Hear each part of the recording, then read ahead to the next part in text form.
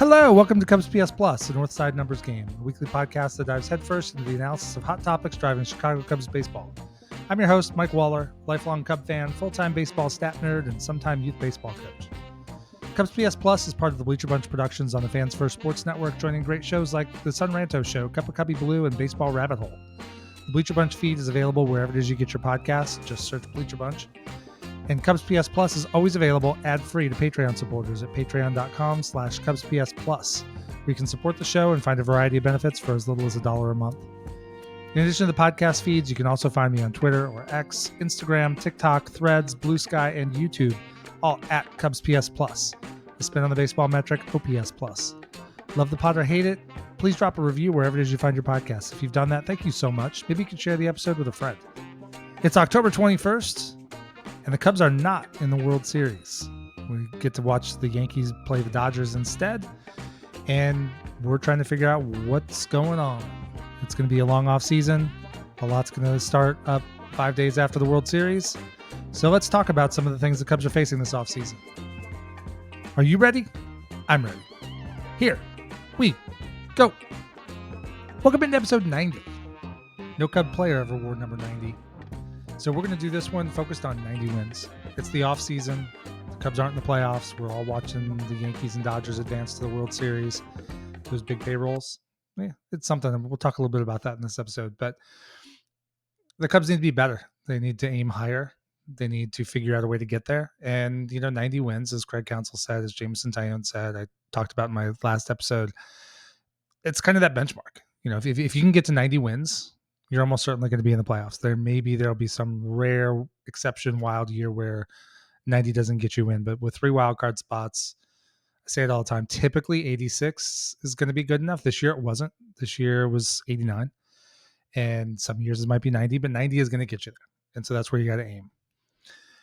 We also look at, this time I want to get in and talk about, I'm not going to break down the whole season. We'll do that over the course of the off season. I've got some collaborations, I think, coming up.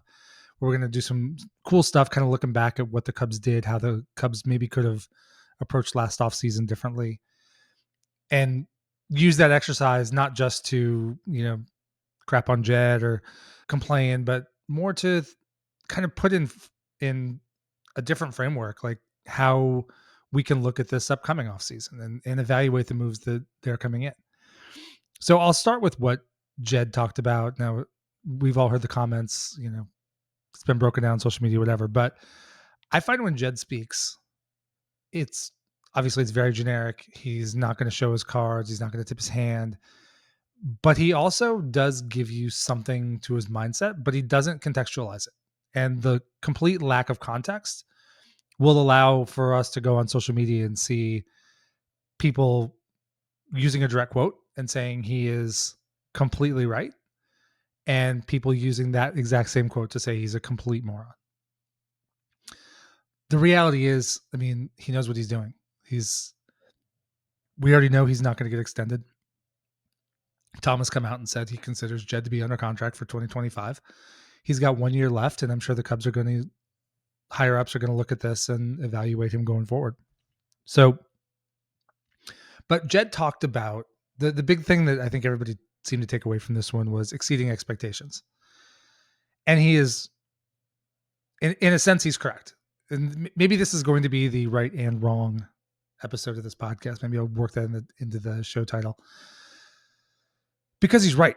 You look back at really good seasons. Let's just walk through the Cubs playoff history. 1984. I'm 10 years old.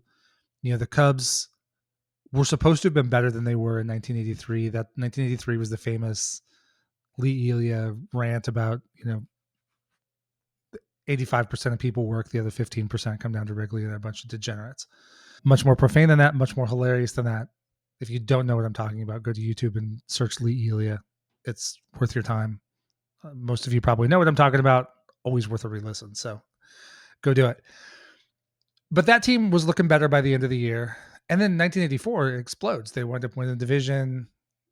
Still too soon to talk about, but they should have been in the World Series against Detroit.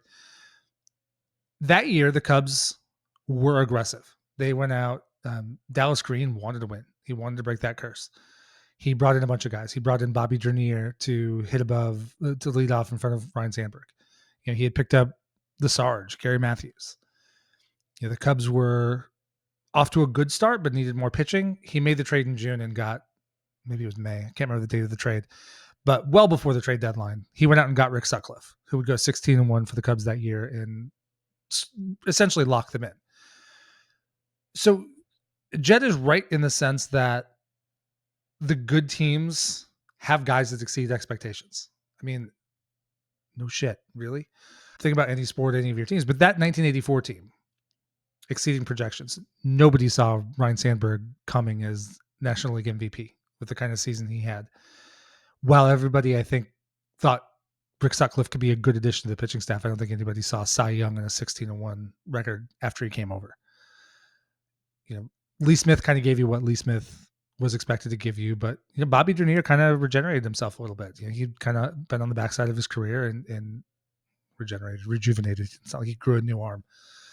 Gary Matthews Jr. No, Gary Matthews Sr. That's how old I am now.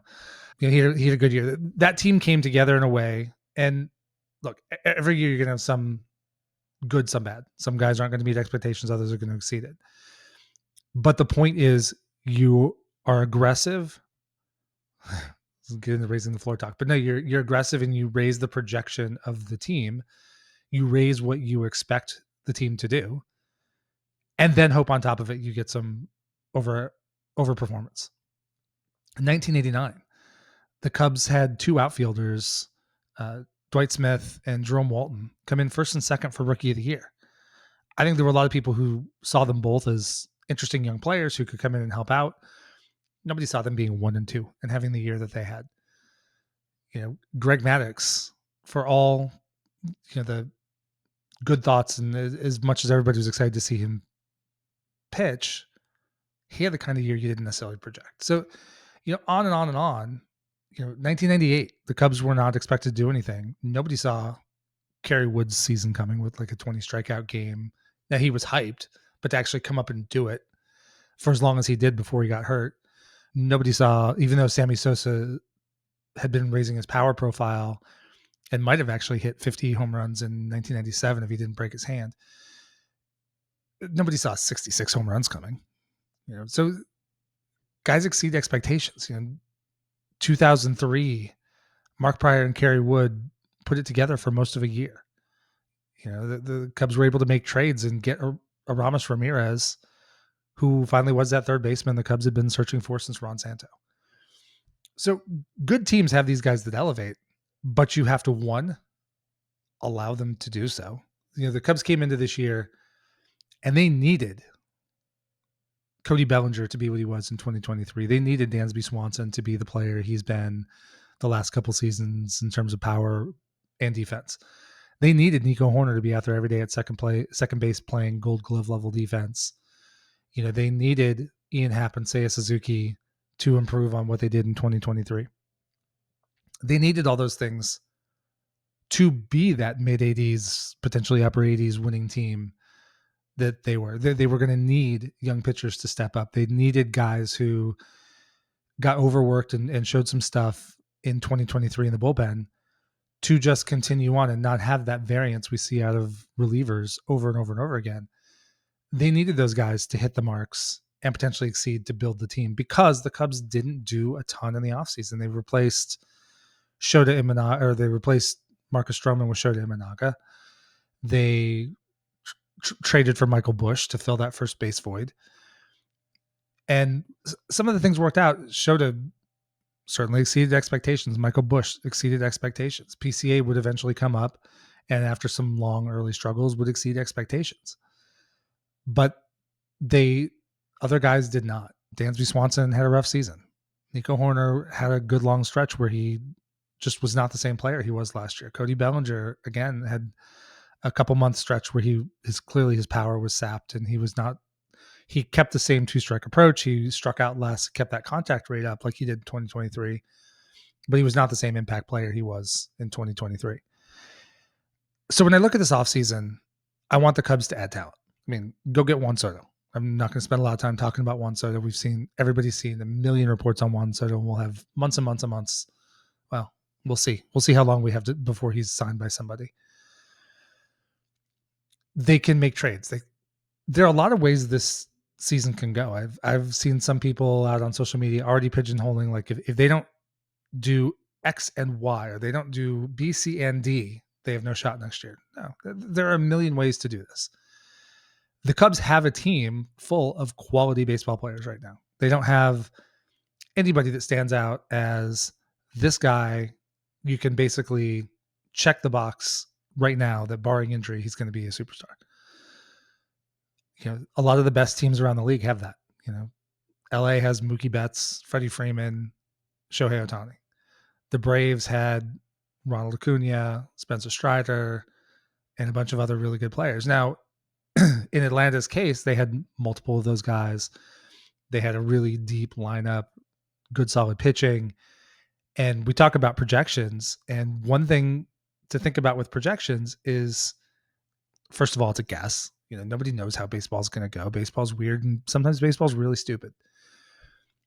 But what we find is that most of the time, 2/3 of the league is going to finish within 14 games, good or bad, of where they're projected to be. So if you are projected to be a 90 win team, let's stick with the Cubs. They were projected to be, most of the betting markets and all that I saw preseason had them 84 wins. Really between 83 and 86 was kind of the range, but we'll say 84. That's what I saw, 84 and a half on the betting lines, a lot. So that means if the season goes completely off the rails, young guys don't develop, they have a million injuries, nobody steps up, they become a 70 win team that's in last place, and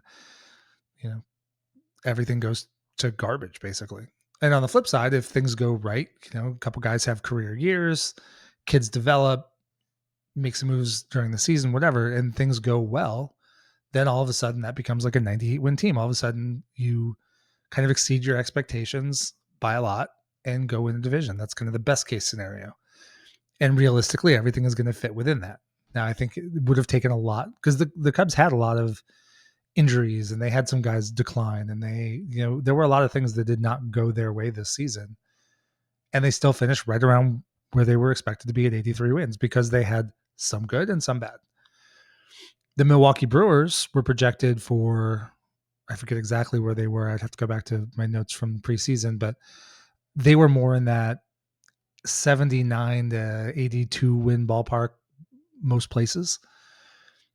And they kind of hit the best case scenario. They got to, I think it was 93 wins and won the division going away. Things went right for them. The offense really came through. They got enough on the pitching side. The bullpen continued to be excellent, and they were able to do the best case scenario. I don't think anybody in the division really had the worst case scenario. The Cardinals finished a little under where they were projected, but not by much. Reds and Pirates were pretty close to where they were projected. So, but you look around baseball, the White Sox were generally projected for 62 to 66 wins. Nobody thought that was going to be a good baseball team by any stretch, but nobody also, while some people talked about the possibility of the historically bad season, I don't think most people really thought it would happen. I mean, really up until the last couple of weeks, I just kind of kept waiting for that. It wasn't going to take a lot. I mean, there's a reason why nobody, wins fewer than 40 games. It's really hard to do. And they came in and they, at 41, was it 40, 41 and 121, I don't know. They set the record losses and tied what the Mets did. They finished well under their projections. I think the Twins came in under theirs. Whatever. That's how it works. That's how it works every offseason. So the Cubs have a team of good players. Ian Happ is a very good baseball player. Seiya Suzuki is a very good baseball player. PCA has a chance to be an emerging star. He showed a ton of value defensively and on the bases, which is going to set a really high floor for him. We talked about the Kevin Kiermaier comps a lot. Kevin Kiermaier is an excellent baseball player. And some years he was pretty elite without being necessarily elite offensively. If he's a little above average with playing best defense in the world in center field, that is a lot of value. But where the Cubs, I think, really came up short was there's a sense when Jed says the things he says that there's no aggression there. There's no drive. There's no, dang it, we're gonna go and do this. Theo had that. Theo didn't even actually always do what he talked about doing. He knew how to make the fan excited and give them what they wanted to hear. And he was on the whole aggressive, sometimes, arguably too aggressive, and it led to some of the problems we eventually saw. But we can break Theo down another time. The Cubs play this cautious game, and it made sense in 2021 when they had made the decision not to bring those guys back and go restock the farm system. 2022, let's see what we have in some guys. Let's let, at that point, the bulk of the talent was at A-ball and AA. And by now, though, the Cubs have 8, depending on where you look, 7 or 8 top 100 prospects, and they're basically all at AAA. Some of them are, I think, major league ready or very, very close. Now, I think it's a perfectly fine strategy to let them force their way up. But the Cubs have taken a position where they're not aggressive on any front. They're spending money. I talk about this all the time. Spending, I can make the argument the Cubs are a top 3 market, and the Cubs should carry a top 5 payroll. I do believe that. I do believe the Cubs don't spend what they should spend. However, when I look at the reality, the Cubs spend enough to win. The Cubs are right at the Cubs have said they're going to go over the CBT this year, which is $237 million. I've seen estimates out that they're going to go over by a couple $100,000, which in my mind is insane. I mean, stay under or go over. This is like, Karate Kid, walk in the middle, squish like grape. I mean, I don't remember the exact quote at the moment. I shouldn't bring up these things I can't remember on the spot right now, but the Cubs kind of ride that middle line. Like, we want to go up to it, not over. So I think to some extent, I think they were willing to go over this year. I mean, the Cubs added payroll by picking up Paredes, and they added him. Jed talked about it. He wanted to add, but do so in a way that made sense for 2025. And I think maybe in some scenarios, if the Cubs had been a little further behind, I think he might have traded off some salary maybe to kind of offset that. And that's not how it went. So they kept all the guys because they were trying to compete, add Paredes, add more money, and they're not going to be over by very much. So, when you go over, every tier is $20 million. So if the Cubs go over, there's a $20 million buffer for, the range of where things can be. So they could have gone over and added, the Cubs could certainly at the beginning of the year could have used another reliever. They could have added 1 or 2 more relievers for $10 million, $10, $12 million, depending on how high end you want to go or whether you're going to go quantity and go depth. But that would have left them still with, $10 million to spend at the deadline without going over the second tier. And they just chose not to. And they also were not super aggressive with their prospects. I think I do understand, and I've defended it myself, watching those 40-man spots. Those 40-man roster spots are very valuable. And I said at the time, I think I said it multiple times, but looking at the 40-man roster last offseason, they were at a point where I felt like basically everybody on it was too good to just dump. And so it would make sense to trade or whatever.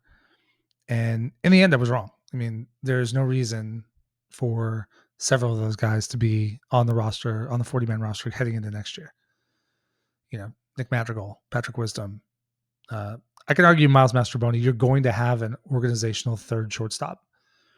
It doesn't have to be in Chicago, but it's got to be a phone call away to be able to come up and take a roster spot if Dansby Swanson goes down or Nico Horner goes down.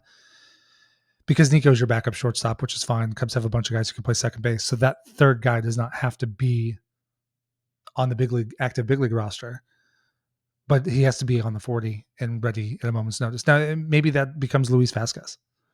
Maybe they go out and get somebody else. Like it's that extra guy. It was Zach McKinstry for a while, and it's been Miles Mastrobuoni. So, but those guys can go. Also in the bullpen, you want to have a lot of arms. So you're going to have a 40-man roster, and you're going to want to make really good use of the 40-man roster. And the Cubs haven't been. The Cubs have not made good use of the roster that they have in place. And we saw that through some of the disappointing performances from Dansby Swanson, Nico Horner, Cody Bellinger. It's not that those guys had bad years. Anybody can have bad years. And, it is what it is. But they had bad years, I think in large part caused by injury. And whether it's Dansby Swanson just insisting that he's going to stay in the lineup every day, play through it. Coach, I'm good. This injury isn't going to bother me. Or whether it's out of necessity because Craig Counsell doesn't think he has a bench he can trust. Whatever it is, there was no reason for Dansby Swanson to play 2-3 weeks on a knee he injured on a slide against Houston in April when he could have taken, he played for a few weeks. His power was clearly sapped. It was clearly impacting both his offense and his defense. And then he took a injured list stint, did the minimum, probably could have stayed on longer. But then after that, he started to play better. And we saw after the All-Star break, I guess maybe it was after the trade deadline, the Cubs went through a stretch where basically the rest of the season, they didn't really have to worry about rest. When they played the White Sox, they wound up having an odd Sunday off. And after that, they had like 2 off days that week. And they went through a long, long stretch of 6-7 weeks where they had at least 1 off day every single week. And doing that kept Dansby fresh. He had a much better second half than the first half. Nico Horner had a hamstring that they weren't sure if he was going to have to go on the injured list. So he didn't, but he didn't play for 9 games. So the Cubs could have put him on a 10-day injured list, filled the roster spot, maybe given a kid a chance. I don't know. Maybe there was a prospect. Maybe we could have seen Matt Shaw for 10 days. Like, teams do this, and the Cubs have done this in the past. When Kyle Schwarber came up, he came up because of, I don't even think that was an injury, actually. I think he came up because the Cubs wanted to see him. So they were going on a road trip. I think it was Cleveland, and they just said, hey, he's going to come up for this series, get a taste. And then he went back down. Saw some of the same stuff with Wilson Contreras. It's like 2015, 2014, 2015, 2016. We started seeing these guys not necessarily come up and take a job. I mean, Chris Bryant did, but Chris Bryant was coming off, college player of the year, minor leaguer of the year, and then he was rookie of the year, and then he was MVP. So like clearly he was just ready to go take a job. But Wilson Contreras, Javi Baez, Kyle Schwarber were able to come up and, fill in because of injury and go back to Iowa, or come up. We want to see what you can do. And, for a week, come up, learn some things, perform a little bit. You're going back down. You know that ahead of time. So sending the player back down isn't some confidence crushing disaster. Like it's the plan. And it lets you kind of work guys in, because we saw Pete Crow Armstrong last September come up. He got 19 plate appearances, went 0 for 14 famously. So many fans in the offseason were like, oh my God, PCA is never going to hit. He's a complete bust as a prospect. No, it showed him what Major League pitching is like. It showed him what he has to do to be successful at the next level. And he changed a lot of things. He came up early in the season because of injury. And at the time, Jed and Craig both said he's up to cover this injury. He's going to go back down. And so again, like, it wasn't a demotion. It was just like, hey, we're going to come up. We're going to use you for a little bit while we have this need. And then you're going to go back and work on some of the things you learn here. And he did. He wound up coming back up again. When he came back up the second time, he stuck, and the Cubs committed to him, and it was great. The Cubs need to see guys. They need to start that clock. There are just, I know the Cubs have this organizational philosophy about, doing your time in AAA and getting a certain number of at-bats and all the things. And that's good. There's a reason why teams do it. It makes sense. I don't want to rush guys up and have them come up not ready and fail. But there are also things that you can only learn by experiencing. And Major League pitching is one of those things. There are good pitchers in AAA. There are Major League pitchers in AAA. There are really good pitchers in AA, but not the consistency, not the same level. It's a massive jump to go from AAA to the majors. And clearly that's worked out. Now on the flip side, And maybe Matt Mervis was never going to be that guy. I've talked a lot about Matt Mervis did not get enough of a shot in 2023. He got no shot in 2022. The Cubs hung on to a roster spot for, whatever reason. They kept guys they would eventually just let go and didn't give Mervis that clock. Now, Mervis is not the same level of prospect PCA is, so I get that and set that aside. But we saw Michael Busch struggle. We saw PCA struggle. Going back in the day, Anthony Rizzo had a ton of struggles before he took off. Chris Bryant, we remember Chris Bryant as rookie of the year, came up, balled out from the start. He really didn't. He kind of, his first month was pretty rough.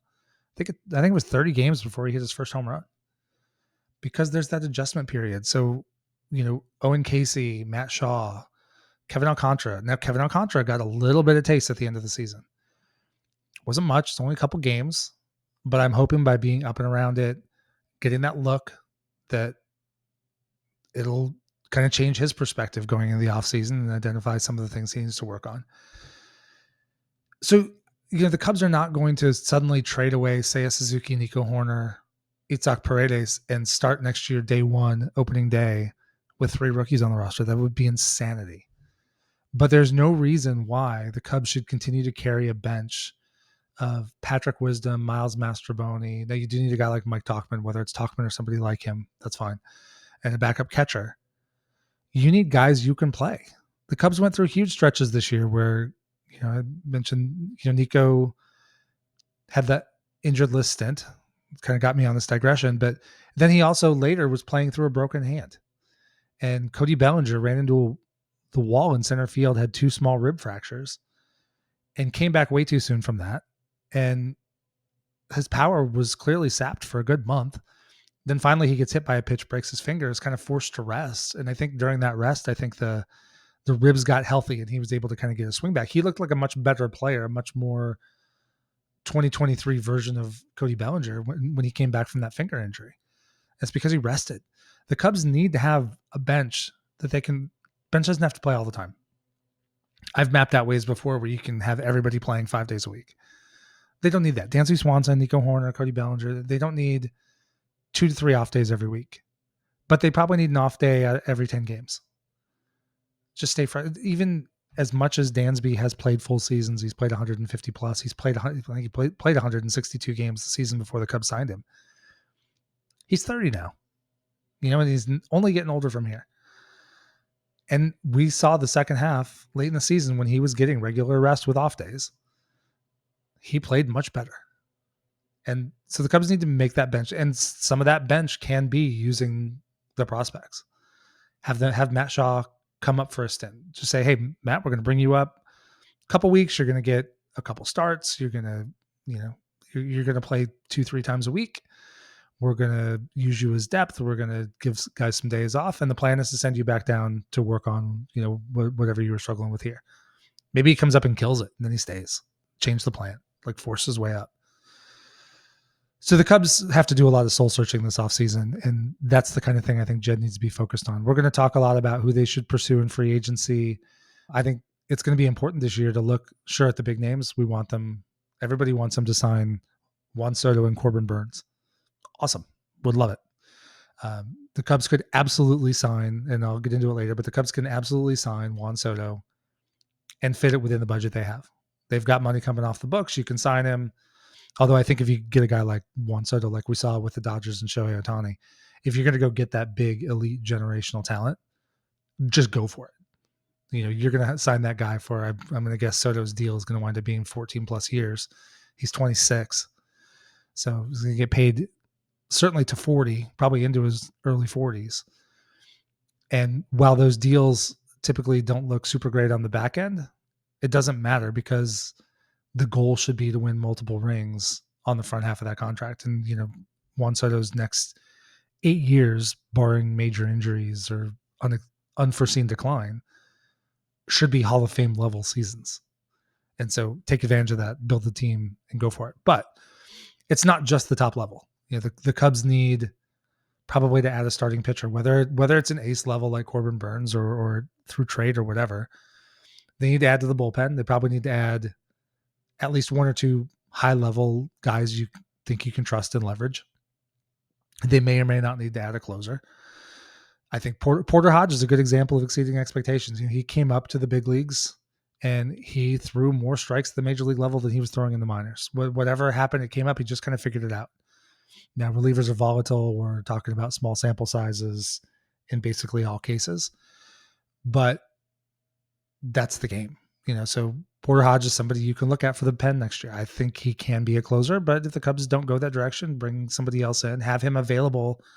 If you come in and bring in a closer, then Porter Hodge becomes the number 2. If the closer gets hurt or struggles, whatever, you can go that way. But also watch this team and watch the moves they make, whether it's signings, whether it's trades, whether it's promotions from the minors.